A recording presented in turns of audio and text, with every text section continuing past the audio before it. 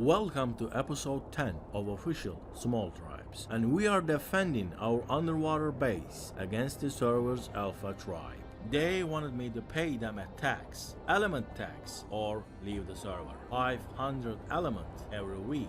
So you see, even though it's not a lot, I don't pay Alpha's element tax. Alright, look, a nice moinkin with a tech chest piece. That's a big profit. Here they come. The turtles with C4s attached to them, but it's just a pathetic attempt to destroy our turrets. We are not in a cave zone. They can't destroy our vacuum turret tower with turtles. But to our terrible mistake, some of our turrets are on dinos too, so they are soaking a lot of bullets now. Alright, we cleared the turtles. So we just needed to grab them with our tusos and eat them. The turtles don't shoot when they are grabbed, but we didn't kill all of them. They whistled the turtles, but we're killing the ones we grabbed. But the problem is, we don't have enough tusos to grab all the turtles. If they make a mistake and overstay, they will be sent back to the respawn screen. As long as we have water dinos, we can stop them. But when a tuso grabs the berry, it's gone. There is no escape. You have to dismount the tuso rider, but that's not easy. And I think Plan C doesn't work properly underwater. Maybe if I could grapple the rider, I could save my berry, but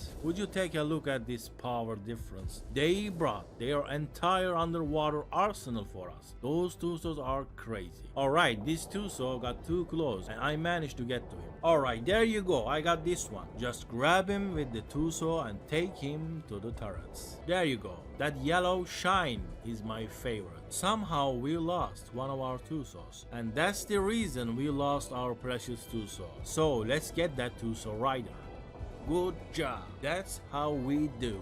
And Raz is here with his mighty Mosa, armored with a tech saddle, railing the enemy with steady, perfect shots. They are trying to grab our tech Mosa relentlessly, but we're fine so far. No, our Mosa is gone. Now I see a Basilo moving mindlessly. That's more like it. Underwater PvP is this easy. Our baryonic stock getting thinned by the minute. This entire base with hundreds of dinos are helplessly watching little baryonics to save them. I don't wanna take bullets from the main base, that's all. So I'm gonna take some of the bullets here. This is our snow teleporter, my favorite spot. I kept building stuff here and lost them. Just when I was done, we had to fight the Alpha.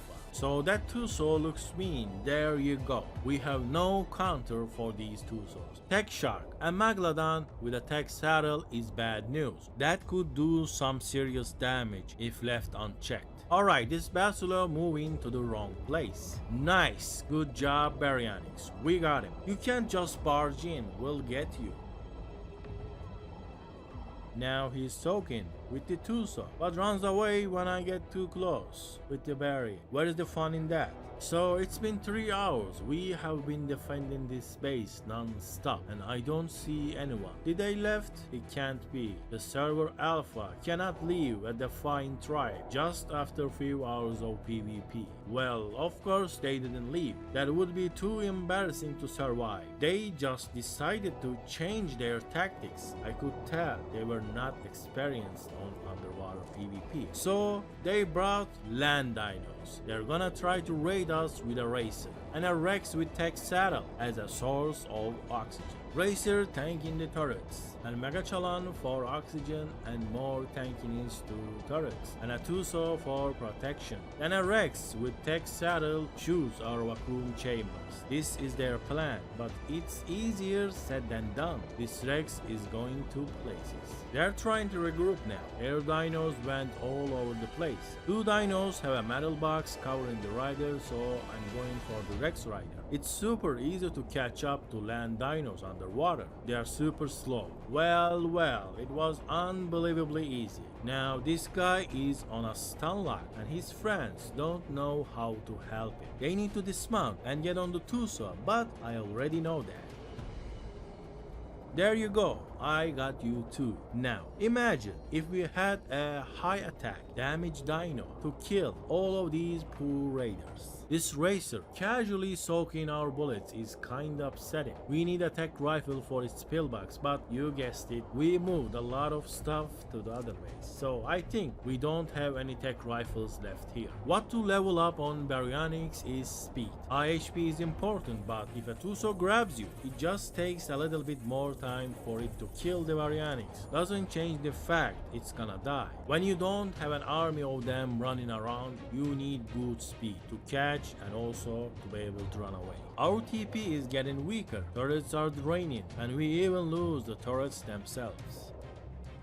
Looks like another turret bites the dust. Alright, I think this is our last baryonics I can use. After I lose this one, I won't be different than you, dear watchers. We will together watch this raid from our screens. Nothing much I can do. Looks like they flooded our TP by destroying one vacuum chamber.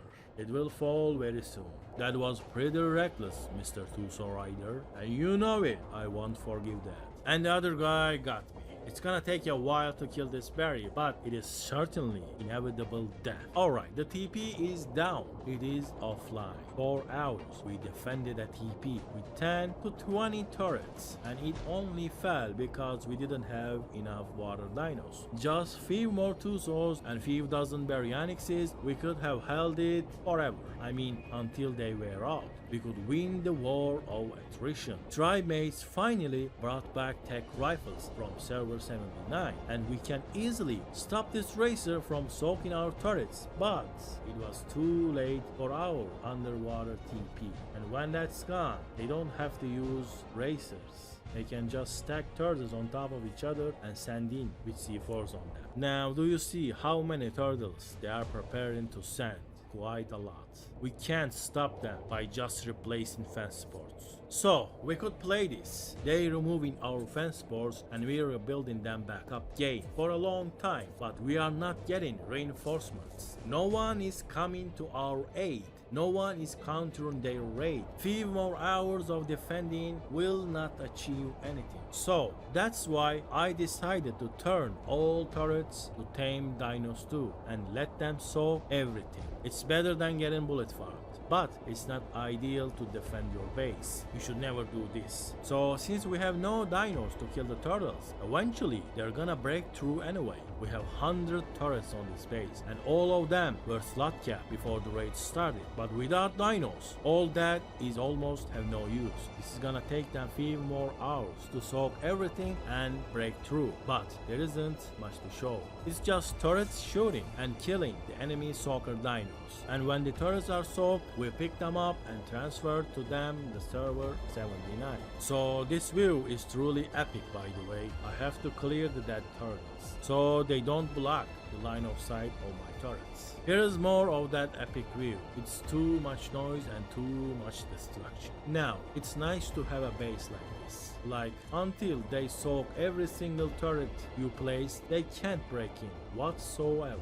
So we watched them soak our bullets for a while. It was awfully a long time. I guess they were tired as well and just wanted to stay back and let the turtles do the work. Alright, they're gonna break in very soon. Let's have ourselves a base tour. We cooked so much food here and bred so many land dinos. These are our breeding cryofridges. All empty and dinos are safe in the other base. I use these cryofridges to separate male and female dinos, ready to mate female dinos, and baby dinos that needs hand feeding, etc. More food refrigerators. We got some food here. Oh, we got some food here. Well, we don't have to transfer meat.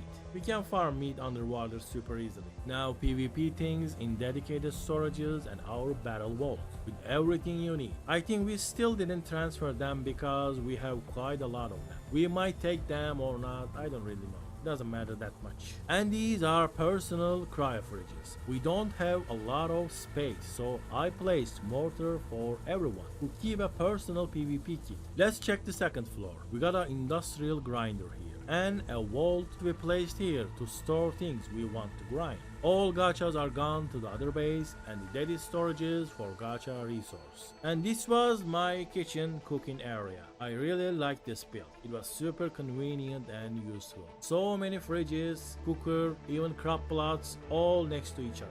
And the top floor. We raised and stored dinos here, but now it's all empty. That's about it. This base served us really well, and now it's time to say goodbye. And finally, they are inside, and this guy is just placing C4s around. Look, this is a tech base. What are you even doing? C4 does nothing. You just need a tech rifle. Alright, this is day 9819. When we start defending, it was 12. That makes 7 in-game days. So, we have defended this underwater base 7 or 8 hours straight.